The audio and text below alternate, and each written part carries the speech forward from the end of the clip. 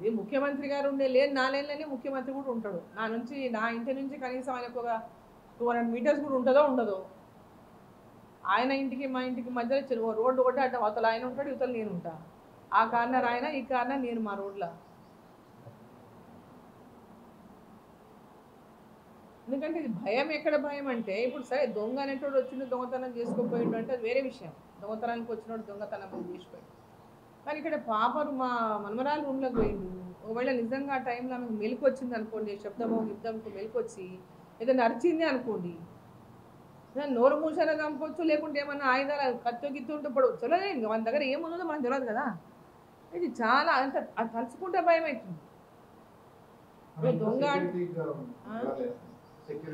Security వాళ్ళు ఎవ్వరు లేరు. నేను ఉంటేనే సెక్యూరిటీ వాళ్ళు ఉంటారు. నేను లేకుంటే ఇంటి దగ్గర ఎవ్వరు, మా డ్రైవర్ తప్ప ఇంకెవరు ఉండరు.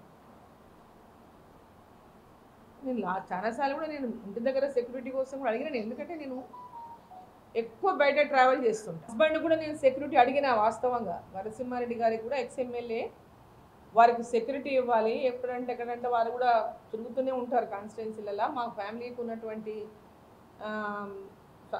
బ్యాక్గ్రౌండ్ని చూసి మీరు సెక్యూరిటీ ఇవ్వాలని కూడా కోర్టు లెటర్ కూడా ఇచ్చిన. ఇప్పటిదాకా వాళ్ళకి కూడా సెక్యూరిటీ ఇవ్వలేదు. సో నేను ముఖ్యమంత్రి గారికి కోరుతున్న ఇవాళ మా ఫ్యామిలీ సెక్యూరిటీ గురించి తక్షణమే మీరు చర్యలు తీసుకోవాలని చెప్పి నేను మీ ద్వారా ముఖ్యమంత్రి గారిని కోరుతున్నాను. ఇది ముఖ్యమంత్రి గారు ఉండే లేదు 4 నెలలనే ముఖ్యమంత్రి కూడా ఉంటాడు. నా ఇంటి నుంచి కనీసం ఆయనకు ఒక 200 మీటర్స్ కూడా ఉంటుందో ఉండదో. ఆయన ఇంటికి మా ఇంటికి మధ్యలో రోడ్డు ఒకటి అడ్డం, అవతల ఆయన ఉంటాడు, ఇవతల నేను ఉంటా. ఆ కార్నర్ ఆయన, ఈ కార్నర్ నేను మా రోడ్లో. ఎందుకంటే ఇది భయం, ఎక్కడ భయం అంటే ఇప్పుడు సరే దొంగ అనేటోడు వచ్చిండు దొంగతనం చేసుకోపోయిండు అంటే అది వేరే విషయం. దొంగతనానికి వచ్చినోడు దొంగతనం చేసిపోయాడు. కానీ ఇక్కడ పాపరు మా మనమరాలు రూమ్లోకి పోయిండు.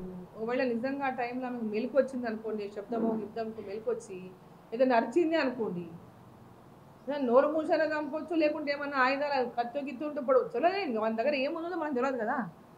ఇది చాలా అంత అది తలుచుకుంటే భయం అవుతుంది. దొంగ సెక్యూరిటీ వాళ్ళు ఎవ్వరు లేరు. నేను ఉంటేనే సెక్యూరిటీ వాళ్ళు ఉంటారు. నేను లేకుంటే ఇంటి దగ్గర ఎవ్వరు, మా డ్రైవర్ తప్ప ఇంకెవరు ఉండరు.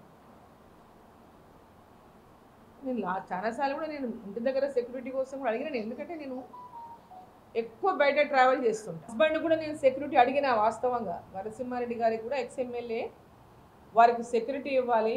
ఎక్కడంటే వారు కూడా తిరుగుతూనే ఉంటారు కాన్స్టిట్యున్సీలలో. మా ఫ్యామిలీకి ఉన్నటువంటి బ్యాక్గ్రౌండ్ని చూసి మీరు సెక్యూరిటీ ఇవ్వాలని కూడా కోర్టు లెటర్ కూడా ఇచ్చిన. ఇప్పటిదాకా వాళ్ళకి కూడా సెక్యూరిటీ ఇవ్వలేదు.